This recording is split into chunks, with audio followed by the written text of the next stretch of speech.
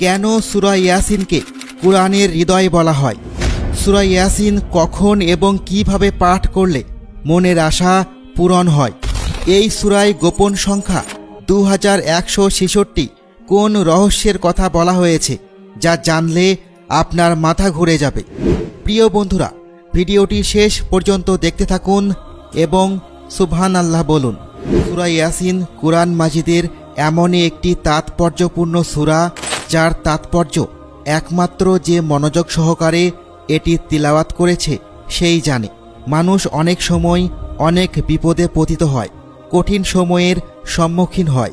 তখন সে তার আত্মীয় স্বজনদের কাছে বা বন্ধু বান্ধবদের কাছে সাহায্যের জন্য শরণাপন্ন হয়।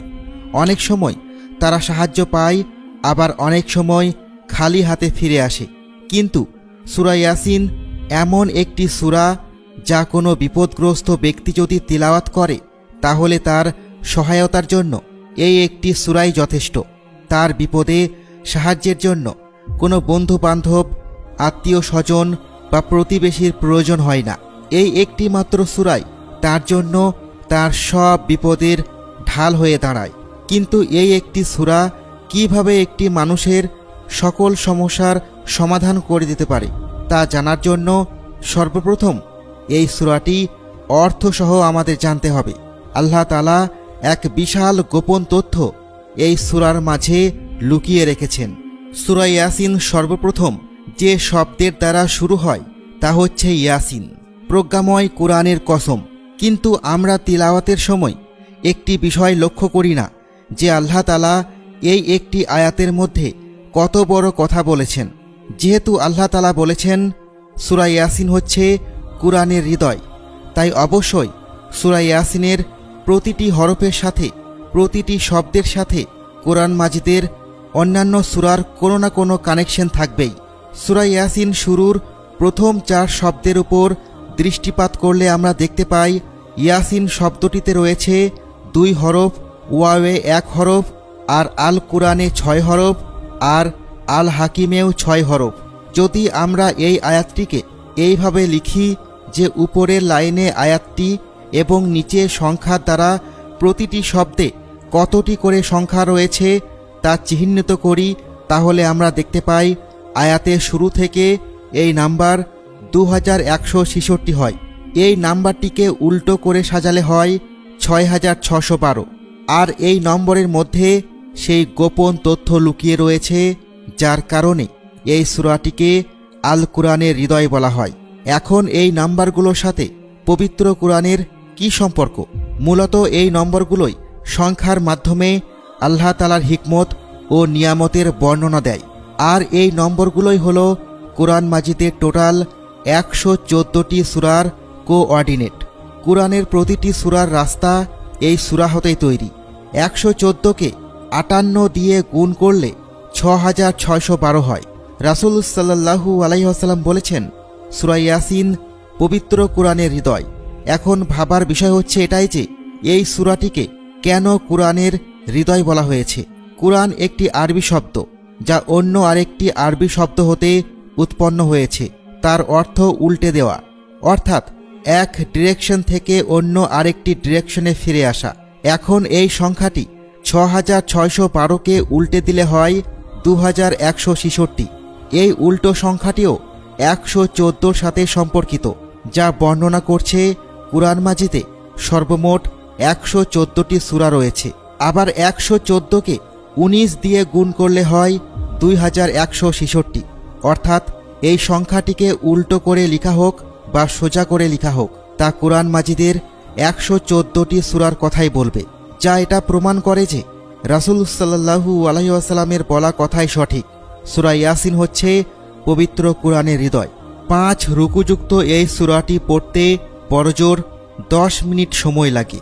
এই সূরায় যে কত ফজিলত রয়েছে তা আমরা হুজুর পাক সাল্লাল্লাহু আলাইহি ওয়াসাল্লামের একটি কথা থেকে আন্দাজ করতে পারি।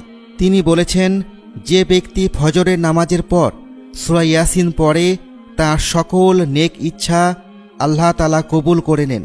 যে ব্যক্তি সূরা ইয়াসিন পাঠ করে আল্লাহ তাআলা তার আমলনামায় 10টি কোরআন শরীফ পাঠ করা সমপরিমাণ সওয়াব লিখে রাখেন। একটি বর্ণনা হতে জানা যায় যে আল্লাহ তাআলা সূরা তহা ও সূরা ইয়াসিন আসমান জমিন সৃষ্টি করার বহু বর্ষ পূর্বেই তেলাওয়াত করেছিলেন। তখন ফেরেশতারা শুনে বলেছিলেন, নিশ্চয় সে খুবই ভাগ্যবান হবে যাদের উপরে এই সূরাদ্বয় নাজিল করা হবে, আর সৌভাগ্যশীল সেই ব্যক্তি যে এই কিতাব পাঠ করবে, এবং সুসংবাদ সেই তিলাওয়াতকারীদের জন্য যারা এই সূরা তিলাওয়াত করবে। হাদিসের বর্ণনায় পাওয়া যায়, যে ব্যক্তি সূরা ইয়াসিন শুধুমাত্র আল্লাহ পাকের সন্তুষ্টির জন্য তিলাওয়াত করবে তার পূর্বের সমস্ত গুনাহ মাফ করে দেয়া হবে। এই জন্যই এই সূরা মৃত লাশের সামনেও পাঠ করা হয়। অন্য একটি বর্ণনায় পাওয়া যায়, সূরা ইয়াসিন আসমানি কিতাব তাওরাতে মান আমা নামে বর্ণিত, যার অর্থ হল দুনিয়া ও আখিরাতের সমস্ত বিপদ নিয়ন্ত্রণকারী। এই সূরা তার পাঠকারীদের দুনিয়া ও আখিরাতের সকল বিপদ আপদ থেকে রক্ষা করে এবং পরকালের আযাব হতেও রক্ষা করে। এই সূরার নাম রাফেয়া ও খাফেজাও, অর্থাৎ মুমিনদের দিল পরিপাককারী ও কাফেরদের পরাজিতকারী। এক বর্ণনায় পাওয়া যায়, রাসূলুল্লাহ সাল্লাল্লাহু আলাইহি ওয়াসাল্লাম বলেছেন, আমি চাই যে সূরা ইয়াসিন আমার প্রতিটি উম্মতের হৃদয়ে থাকুক। এমনটাও জানা গেছে যে ব্যক্তি তার জীবদ্দশায় প্রতিটি রাতে সূরা ইয়াসিন তেলাওয়াত করেছে এবং তারপর মৃত্যুবরণ করেছে, তার মৃত্যুবরণ একজন শহীদদের মৃত্যুবরণ হিসেবে আল্লাহ তাআলা কবুল করে নিয়েছেন। যে ব্যক্তি সূরা ইয়াসিন তেলাওয়াত করে আল্লাহ তাআলা তার গুনাহ মাগফিরাত করেন।